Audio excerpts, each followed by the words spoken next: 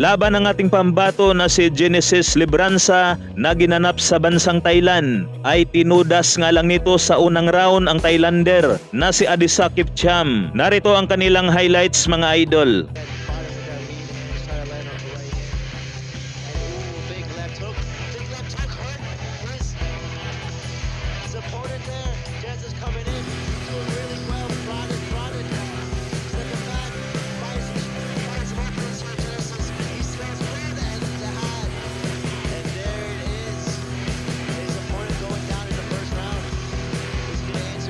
Dahil nga po sa panalong ito ni Libranza ay umaarangkada ang kanyang record sa 21 wins, 13 KOs at may 3 talo.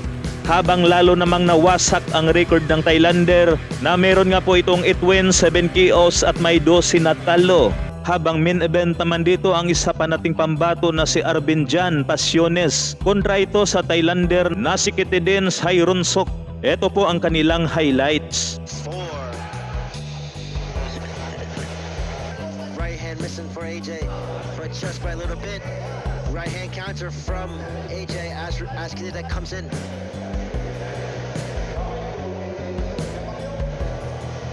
Both fighters down to southpaw stance.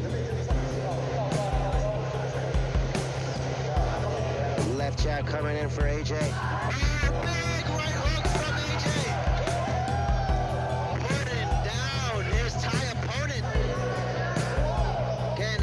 From the ref, it's looking like Kitidek will answer the count. Let's see what AJ does. Oh, big left uppercut from AJ's coming in. Oh, these British are restrained here. AJ needs to be careful though. He can't overswing here. You do have 12 rounds of this fight. Kitidek coming back with a left hand of his own. Well, big left hand from Kitidek. Right hand to the body from AJ.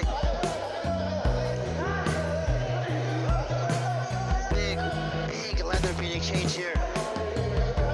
Marami nga po ang namangha dito sa ating pambato na si AJ Pasiones dahil sa edad lamang na 18 years old ay lumalaban na nga po ito sa isang main event 12 rounders. Bukod nga po dyan ay napakahusay na technician at isa nga po itong WBA Asia Light Flyweight Champion. Sa tingin nyo ba rito mga bossing ay susunod kaya ito sa yapak ni Naoya Inoue o di kaya ang ating pambansang kamao na si Manny Pacquiao? Samantala Naoya Inoue pagkatapos nga po nito manalo sa ating pambato na si Marlon Tapales at maging undisputed champion sa super bantamweight. Na ito na nga ang plano sa kampo ni Naoya Inoue para sa susunod na taon. Sinabi nga po rito mga idol na gusto nga raw nitong si Naoya Inoue ng 3 laban para sa susunod na taon 2024. Una, plano nga raw nito labanan si Luis Neres sa buwan ng Mayo at yan ay gaganapin sa Tokyo, Japan.